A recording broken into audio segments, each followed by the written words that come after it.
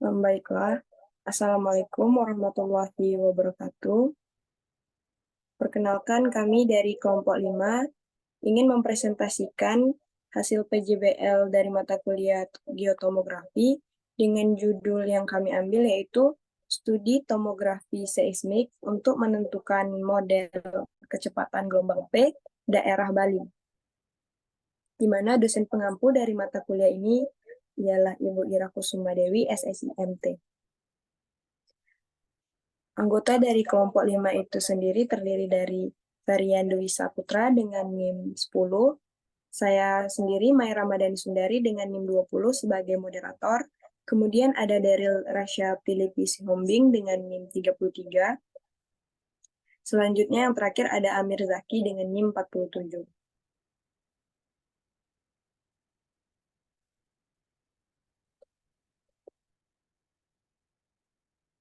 Baiklah, untuk pemaparan materi yang pertama akan disampaikan oleh Saudara Daryl. Kepada Saudara, kami persilahkan. Baik, terima kasih moderator. Yang pertama pendahuluan. Next.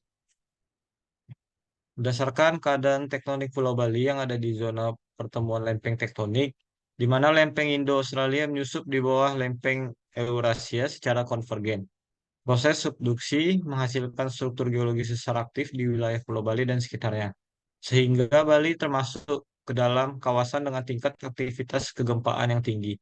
Kegempaan daerah Pulau Bali sangat dipengaruhi oleh dua generator gempa bumi, yaitu aktivitas subduksi lempeng dan aktivitas sesar naik di belakang busur atau biasa disebut back arc thrust.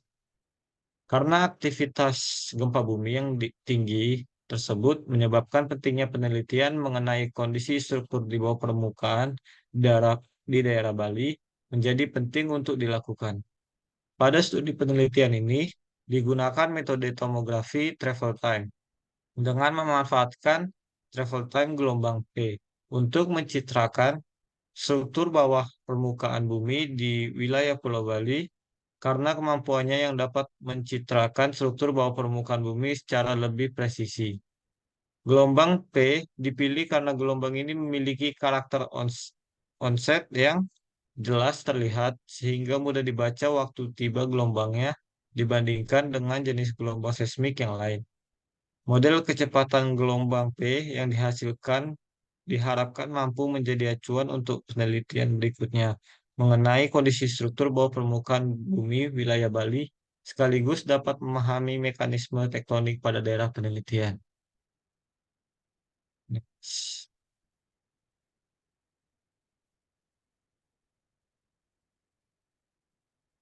Gambar 1, seismisitas Pulau Bali periode tahun 2009 sampai 2014. Sekian dari saya kembalikan ke moderator. Baik, terima kasih kepada Saudara Daryl. Untuk materi selanjutnya akan disampaikan oleh Saudara Amir. Kepada Saudara dipersilahkan.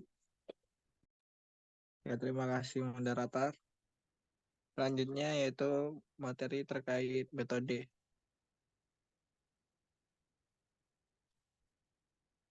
Nah, dalam metode ini yaitu kecepatan gelombang seismik. Kecepatan gelombang P mulai dari 3 sampai 8 mm per sekund. Amplitudenya kecil dan periodenya pendek, sekitar 0,5 sampai 5 second. Kecepatan gelombang ini bergantung pada densitas batuan, kekakuan, dan kepadatannya. Kecepatan gelombang P akan meningkat seiring dengan peningkatan modulus bulk dari fluida pengisi pori. Tomografi. Metode tomografi waktu tempuh yang digunakan pada studi ini terdiri atas dua pemodelan, yaitu pemodelan ke depan dan ke belakang. Pemodelan ke depan dilakukan dengan menentukan parameter terlebih dahulu, lalu diperiksa apakah model menghasilkan data yang sesuai dengan data observasi, sedangkan pemodelan ke belakang yaitu sebaliknya, parameter diperoleh secara langsung dari data. Next.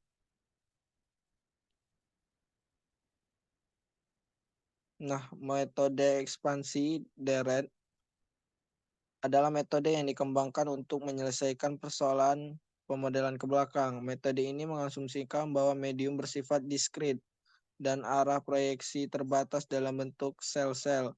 Sinar merambat melalui sel-sel tersebut dari sumber ke penerima sehingga diperoleh data yang dapat diketahui struktur dari objek. Nah, ini adalah contoh gambar penjalaran sinar gelombang pada model sel. Next, selanjutnya.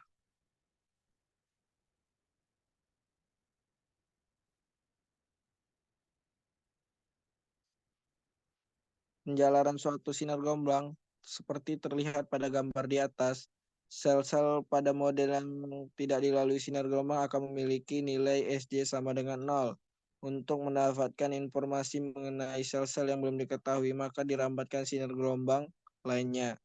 Dengan mengembangkan pasangan sumber yang penerima lebih banyak lagi, persamaan yang melibatkan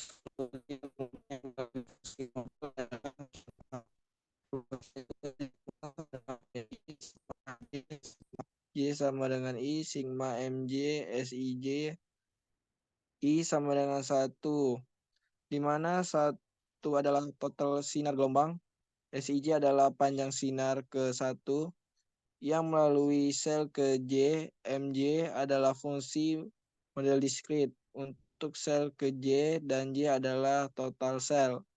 Persamaan tersebut merupakan formulasi untuk pemodelan ke depan yang digunakan dalam ekspansi deret tomografi sinar seismik. Persamaan tersebut dapat digunakan untuk memodelkan secara efektif jika PI I sama dengan 1 merupakan data real waktu tempuh dan fungsi model MJ J sama dengan 1 merupakan fungsi model sebenarnya namun belum diketahui. Next.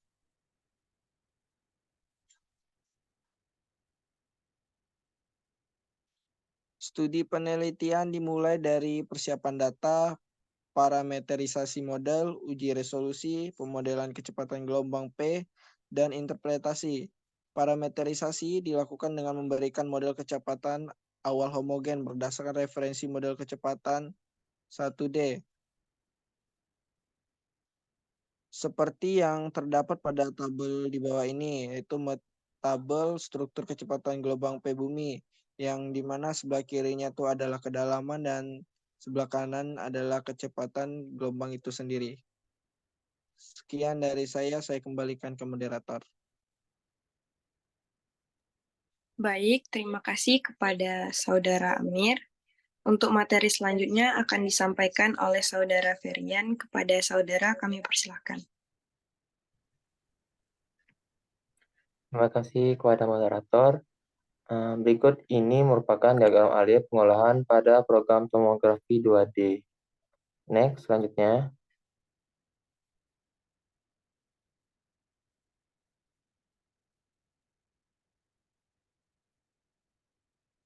Selanjutnya kita itu masuk hasil dan pembahasan. Next.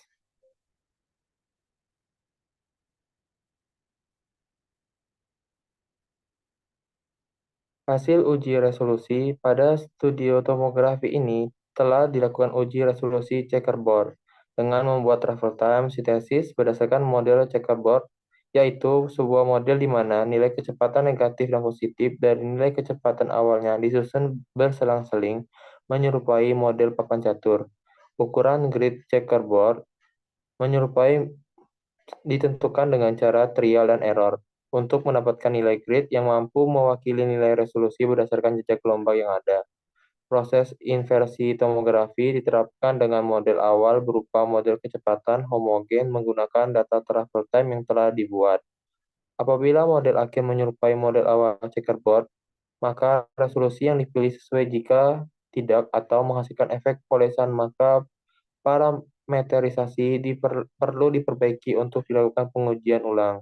Berikut adalah gambar A hasil tes resolusi checkerboard grid 0,5 kali 0,5 dan B hasil pemulihan modelnya. Next.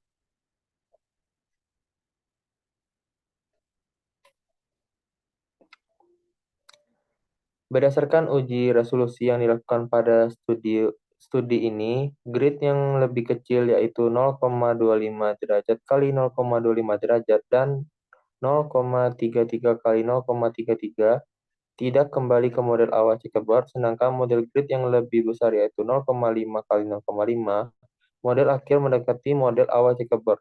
Seperti yang terlihat pada gambar 3 tadi, secara keseluruhan wilayah Pulau Bali masih berada pada daerah dengan nilai resolusi yang dapat diterima dengan baik, kecuali sedikit wilayah Bali bagian selatan atau tepatnya di sebelah tenggara, sehingga interpretasi yang hanya dapat dilakukan pada bagian dengan resolusi yang dapat diterima dengan baik. Next.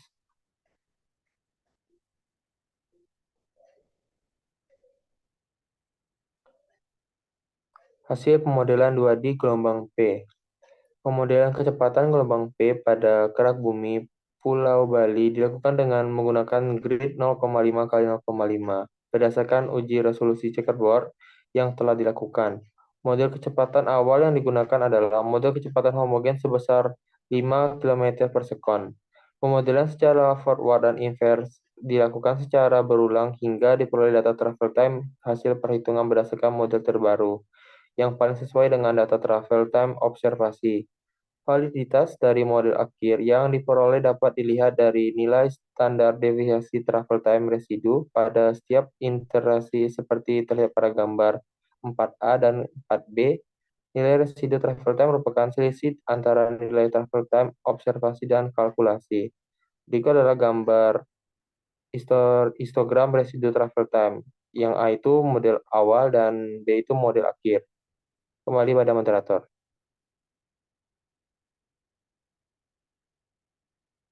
Baik, terima kasih kepada Saudara Ferian. Untuk materi selanjutnya akan saya bacakan sendiri. Selanjutnya yaitu proses iterasi dilakukan sebanyak 10 kali.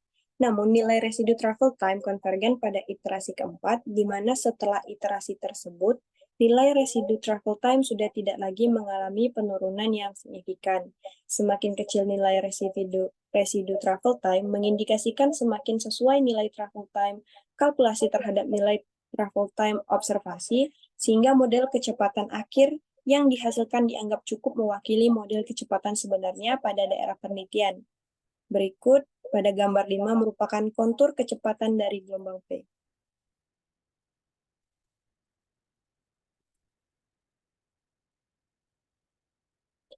Selanjutnya yaitu pengaruh utama untuk Pulau Bali didominasi oleh adanya tumbukan antar lempeng Indo-Australia dan busur Sunda di selatan Pulau Bali, yang membentang dari Selat Sunda di barat sampai timur.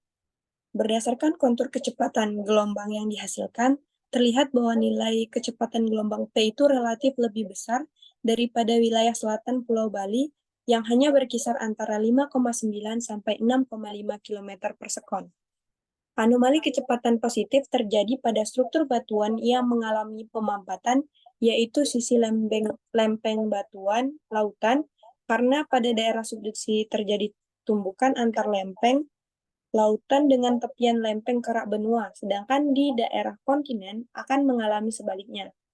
Tumbukan antara lempeng Indo-Australia dan lempeng Eurasia di wilayah selatan Bali menyebabkan kerak bumi pada daerah tersebut termampatkan. Oleh karenanya, gelombang seismik menjalar lebih cepat. Penyusupan lempeng di selatan Bali terjadi cukup aktif, yaitu mencapai kecepatan 9 cm per tahunnya.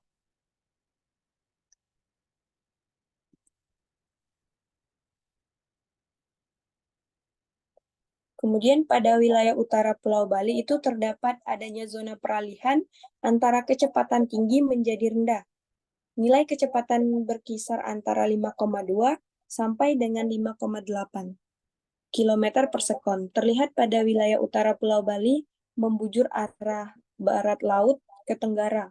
Aktivitas gempa bumi dangkal yang berpusat di daratan Bali bagian utara lebih banyak disebabkan oleh aktivitas sesar aktif yang umumnya berarah barat laut tenggara. Wilayah utara Pulau Bali secara tektonik merupakan struktur patahan naik belakang busur kepulauan yang dikenal sebagai dengan back arch thrust. Struktur yang terbentuk akibat penenjaman balik lempengan Eurasia terhadap lempengan Samudra Indo-Australia ini menyebabkan ada banyak terjadi gempa bumi berpusat di darat dengan kedalaman dangkal pada wilayah tersebut. di mana zona patahan tersebut pada suatu wilayah biasanya berasosiasi dengan kecepatan rendah sebagaimana analisis tomogram yang dilakukan terhadap sesar opak dan juga dugaan adanya sesar di Jawa Timur. Cekungan yang berada di bagian utara Pulau Bali semakin kuat menjelaskan adanya zona kecepatan rendah gelombang seismik yang diperoleh dari hasil penelitian. Cekungan tersebut terjadi sebagai akibat adanya patahan naik busur belakang Flores atau dikenal dengan Flores Arch Thrust, di mana Silver DKK 1986 memperkirakan bahwa ujung barat patahan belakang busur tersebut berakhir di Cekungan Bali.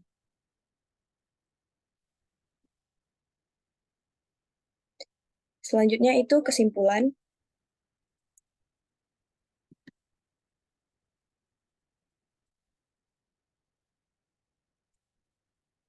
Adapun kesimpulan yang didapatkan dari hasil penelitian ini yang pertama, berdasarkan dari uji resolusi tomografi yang sudah didapatkan nilai resolusi tomogram yang dihasilkan pada penelitian ini relatif kecil, yaitu antara 0,50 kali 0,50. Hal tersebut disebabkan oleh kurang rapatnya dan meratanya jumlah jejak gelombang yang melingkupi pada daerah penelitian tersebut. Yang kedua, tomogram kecepatan gelombang P di daerah Pulau Bali menunjukkan nilai kecepatan yang lebih besar pada bagian selatan karena daerah tersebut mengalami kompresi akibat tumbukan lempeng Indo-Australia dan Eurasia. Selanjutnya, yang ketiga, kecepatan gelombang P yang lebih rendah teridentifikasi di bagian utara Pulau Bali memujur arah barat Laut Tenggara berasosiasi dengan struktur patahan naik belakang busur kepulauan atau dikenal dengan back arch thrust. Baiklah, sekian hasil presentasi PJBL kelompok kami dengan mata kuliah tomografi. Mohon maaf apabila terjadi kesalahan dalam pembuatan PPT, kemudian penyampaian. Kami mohon maaf. Kami akhiri. Wabillahi taufiq wal hidayah. Wassalamualaikum warahmatullahi wabarakatuh.